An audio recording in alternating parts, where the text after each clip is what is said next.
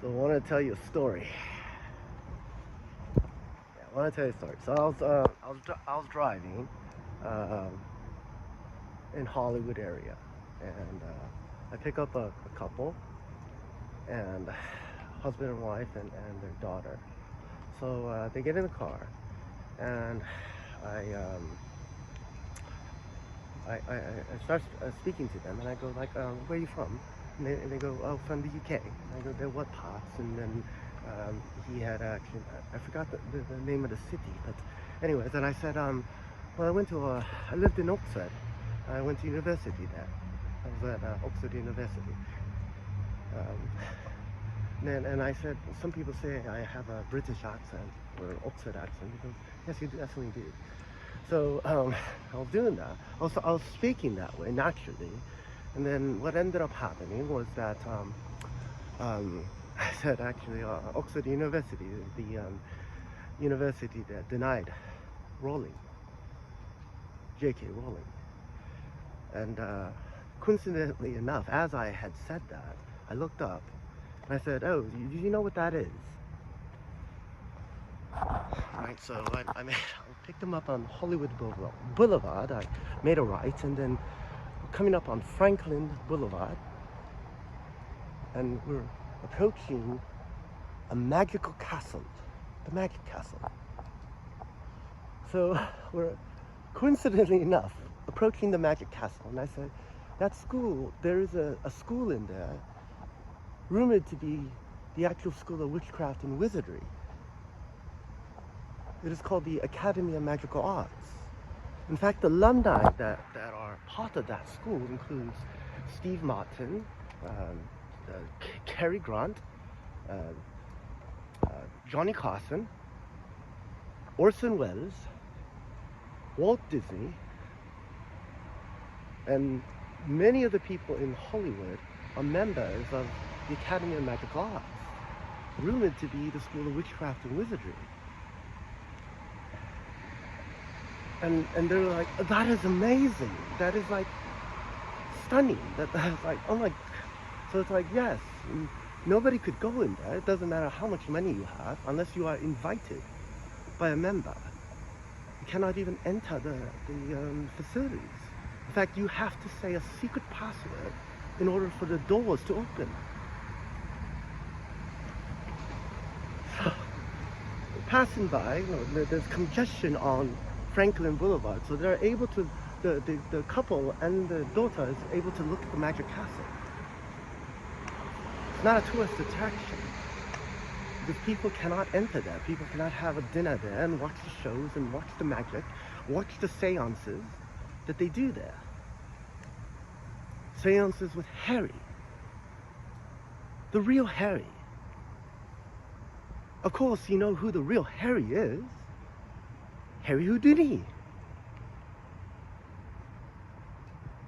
You get to the opportunity to have a seance and plus maybe have Harry Houdini come to your dinner. So anyways, I'm mentioning that, and I go, yes. You know, it's a funny thing. I didn't go to a normal high school. Guess what school I went to as a child? The Academy of Magic Arts. You see, my parents were famous wizards. They had been written up in the Guinness World Record, the Smithsonian, and Ripley's Believe It or Not, for having created robot waiters in Pasadena, California in 1983. They were recognized as wizards from Japan. I went to the Academy of Magical Arts, and at that school, I was the closing magician inside the Palace of Mystery at the Magical Castle. Not Hogwarts Castle, we're talking about the Magic Castle. So,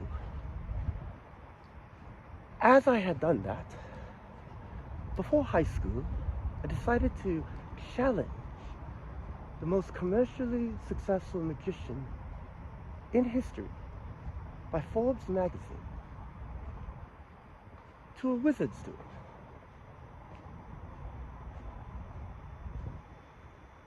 He who shall not be named, David Copperfield. Why would I do that? Because I'm mad. I'm insane. That's what I decided to do in high school. Challenge the world's most commercially successful magician in history, David Copperfield, to a wizard's duel. Because I'm insane. So that year, he had made a Harley Davidson appear. An amazing illusion. I had made a Corvette appear with women draped on top. 3, in fact.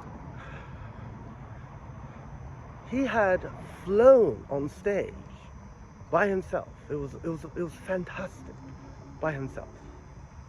I had a magic production show with a handful of assistants. 180 assistants. 180.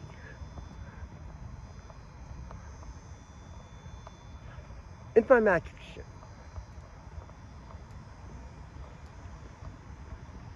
That is scale. First one is size of the illusion.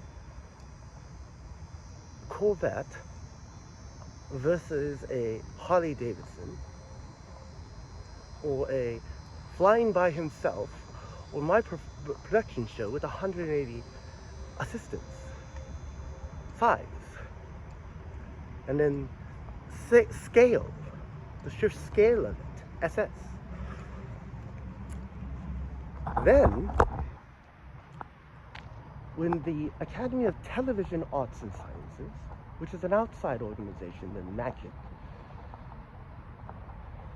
needed, the organization is of course called the Academy of Television Arts and Sciences. They do an award show every year to celebrate the top producers, directors, actors, and people in the creative arts of the television sciences. They do an award show every year.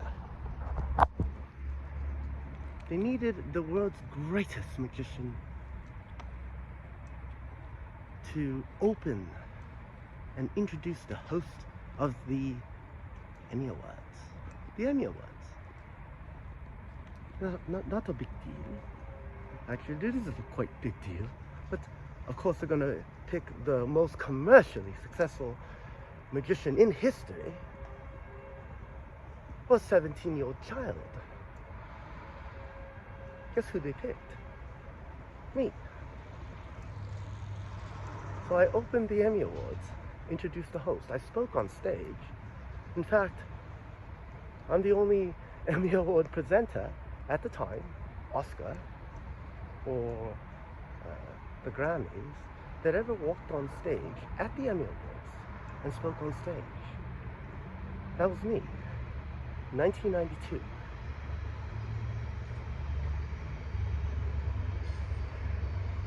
And then they asked me to do that again. They asked me, please wear a shirt.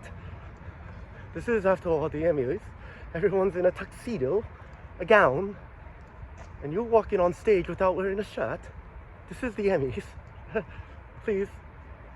So I again did the Primetime Creative Arts Emmy Awards, the 44th Annual Los Angeles Area Emmy Awards, and the 44th Annual Primetime Creative Arts Emmy Awards. 2 in 1 year. Status.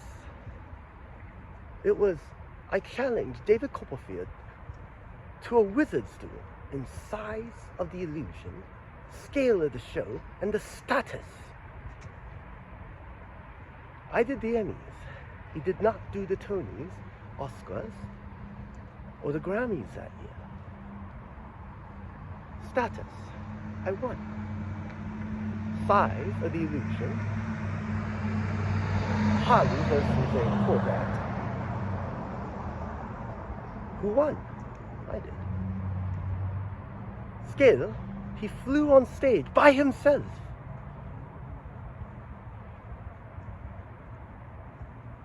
I had a magic show with 180 dancers.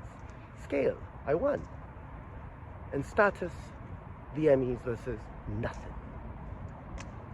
So that is the story.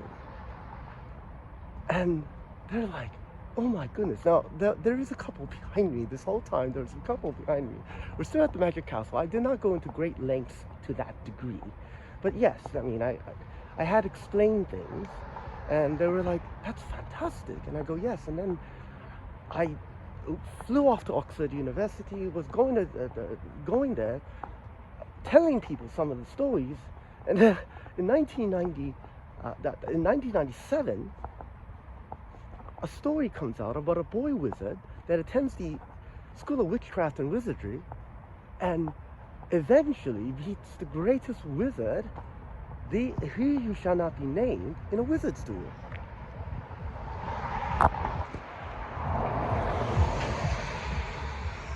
You know, that's my story. I don't know who Harry Potter is. So anyways, that was the story I had to tell you. There was a British couple behind me, and I just started talking to them, and I was telling them the story. And then I said, yes, actually, my daughter, at 14 years old, had actually written the real story of what happens inside that Academy of Magical Arts.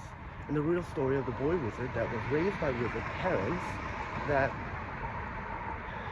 eventually attends the Academy of Magical Arts and beats David Copperfield. And that's the real story.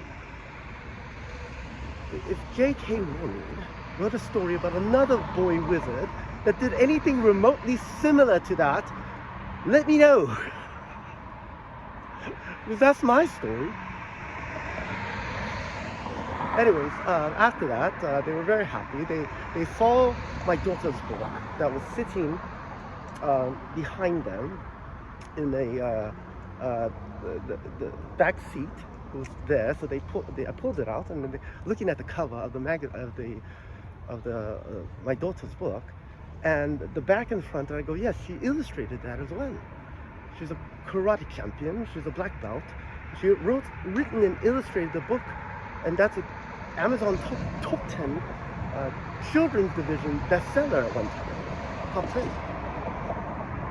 My daughter, she wrote the book. But what actually happens inside the Academy of Magical Arts. So, anyways, I told them that story. They were just ecstatic that this is, and he goes, and you're an Uber driver now? And I go, yes, I've done many things. But, yes, I absolutely love driving in Hollywood. It's fantastic. You can meet great people, see the Academy, my old school. Wonderful.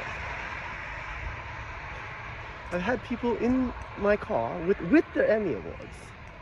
I've met the president of the Grammys, which was wonderful. So, absolutely, I love driving in Los Angeles, middle of the night. Pick up the most interesting people, and then left. So, anyways, I appreciate that you were listening to the story the entire time. But yes, why do I love driving Uber? So, I'll talk to you soon. Bye.